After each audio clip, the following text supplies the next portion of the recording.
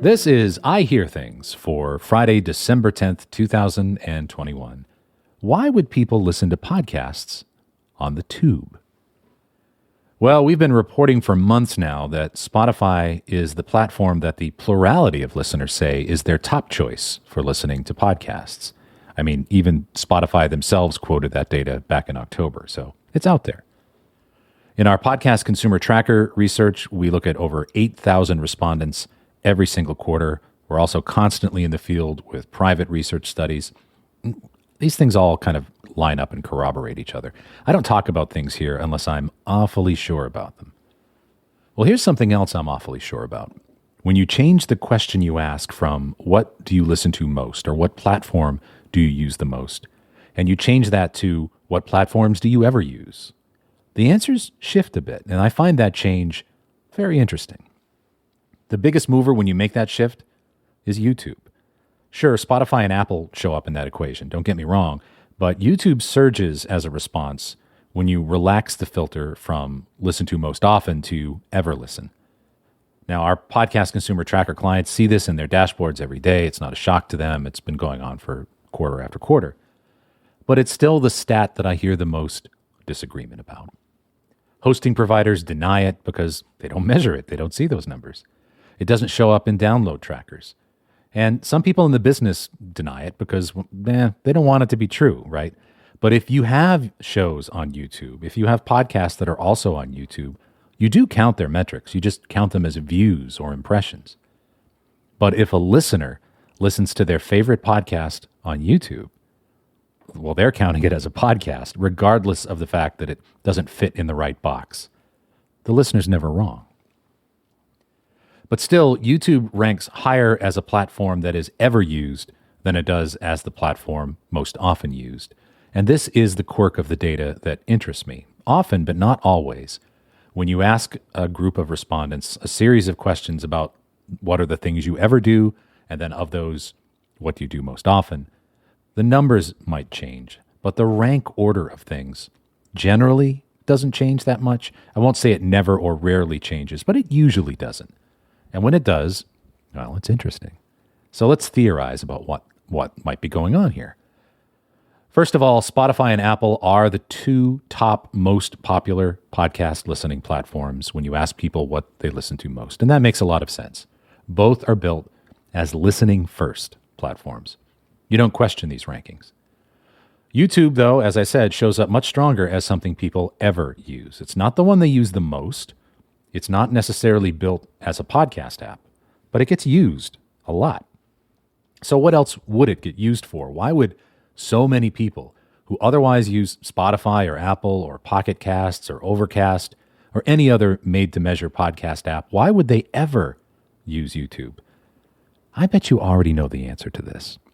It's the easy button for finding a quick piece of content right now that satiates your immediate entertainment needs. You're going to find something right now that captivates you. It might even recommend the next thing that captivates you. You might even be there for 4 hours before you know it. It's built for that. It's built for discovery. It's built to grab you in the moment and to keep you there with one video after another. It's not purpose-built to subscribe to a podcast, but it is built for you to find one. What I would suggest is that maybe it makes sense to just dump your podcast in YouTube and maybe it doesn't. It would be better if there were a video element that definitely helps. But the fact that most people listen to audio-only podcasts doesn't mean that consumption of podcasts on video platforms doesn't happen. It happens a lot. But I want you to think about the things that you are interested in, the things you're personally interested in, and maybe the things that your podcast is about, your particular passions. Now imagine watching 2 videos in a row on YouTube that are about that thing you are passionate about the thing perhaps that you podcast about. What aspects or elements of your show would naturally slot in between those two things? If you were to think about your show as a thing that YouTube would recommend in between those 2 other pieces of content, what are the aspects or elements of your show that would make that transition easy, that metadata would line up? Well, make that thing. You can link that thing to your full podcast for people who want more, or want something audio forward for when they're in that mood. That thing may not be your podcast. It's a different thing. But what that thing is, tailored to the medium of YouTube, is limited only by your imagination. What that thing could be is the best free ad for your podcast that you could create. And let me say this, I'm passionate about audio. I've been working in audio for 25 years, and I will continue to view podcasting as a premier audio medium. But anytime I hear people grouse about podcasting's discovery problem, I think about this. I read an article on Vice this week, and I'll link to it in the show notes, about the battle between Pandora and Spotify. And this article came out last March, but I had somehow avoided it until now. But I tackled it this week.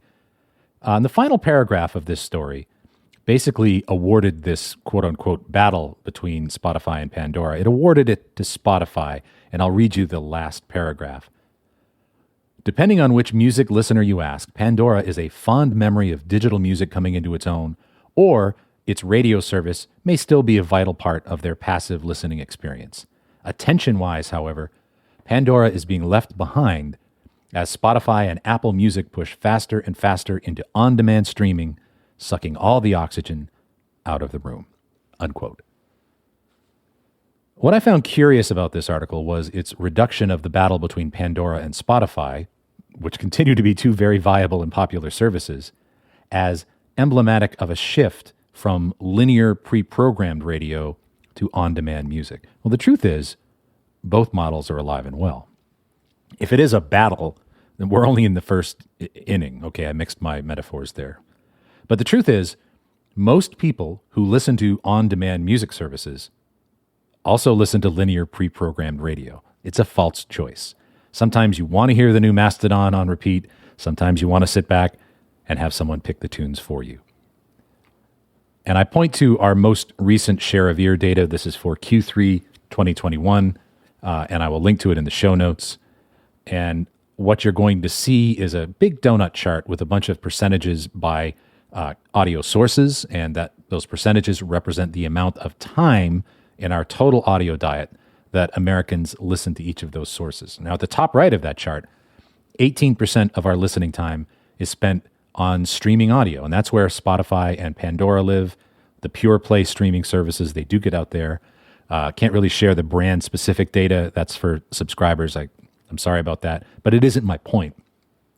18% goes between Spotify, Pandora, Apple Music, all of the streaming audio services. But if you look at the left side of that donut, 38% of our audio time is spent listening to linear pre-programmed radio, not on-demand stuff, but something somebody made for you that you sit back and listen to. And by the way, you can also throw in 8% that's on the bottom right of that chart for SiriusXM. The main satellite music channels of SiriusXM are also linear pre-programmed radio services. And there's a 4% in there for TV music channels like Music Choice and the things that are kind of at the end of your cable package. Those are also not on demand. You get my point.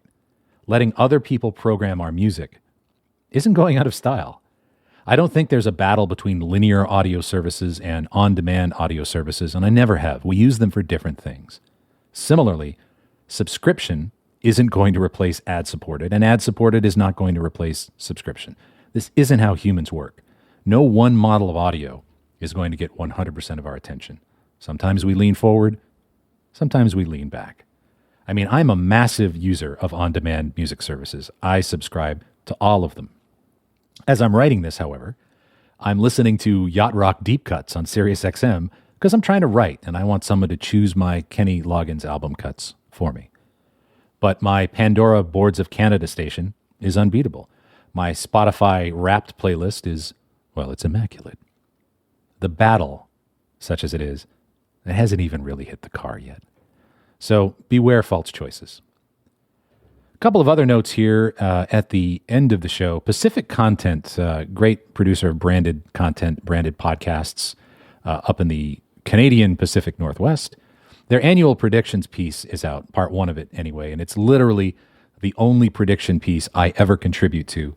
I just love Pacific Content Steve Pratt. He twisted my arm to do it years ago. And I don't normally do these. I'm not a predictor. I'm very focused on being a reliable narrator of the present day, which is not as common as you might think. But this piece is always great. Was happy to contribute to it, and I will link to part one of it in the show notes. Last bit of industry news here. This week, Podcast Movement announced that Edison Research, my company, is bringing Infinite Dial 2022 live on stage to Podcast Movement Evolutions in Los Angeles this coming March. I've been really excited to do a live event for Infinite Dial. We almost did one. We started to do it in March of 2020. Apparently, we started a pandemic. Correlation may not equal causation, but as Edward Tufte once said, it's a pretty good clue. Anyway, I would love to see as many of you there as can make it. I will be on stage. It's going to be the premiere of what is really our flagship audio study for 2022. Lots in there about podcasting, streaming audio, and all the things that I talk about here. And I'll be there to present the data and to take your questions. So, and I'll link to the Podcast Movement announcement in the show notes, but definitely put that one on your calendar. So to wrap up, I also want to thank all of the subscribers to my newsletter, I Hear Things, the written version of this, who attended the Pitchable podcast webinar that I did with my wife, Tamsin, this week. We'll definitely be doing another one in the near future. Lots of interest, the people that couldn't make it. But it was fun doing what Catherine O'Brien on Twitter called a velvet rope presentation for subscribers only. That was kind of cool. One thing that we shared with the people who attended was what my wife Tamsin would call the red thread of my podcast and the newsletter, and how I use it to differentiate this show and make it meaningful to you. In my next podcast, I'll share a little bit more about the skeletal structure of this show and the ethos that informs it. That'll be the last show of the year for me. But one thing I can tell you, this podcast and the accompanying newsletter are always going to be designed as a resource for those who want to master their craft. And I hope I've helped this year. I'll try harder next year. If you haven't already, please subscribe to the newsletter. You can find I Hear Things at tomwebstermedia.com. No, that's not where it is. It's at tomwebster.media. I'm not even going to edit that. That will really make the point. It's at tomwebster.media. I hope you'll subscribe. Do check out that. You can support the show by buying a coffee, link in the show notes, or just by showing up and listening next time. I appreciate you. I'm grateful for anything, any support that you give, most of all for being here. I'm Tom Webster. This has been I Hear Things for Friday, December 10th, 2021, and I'll see you next time.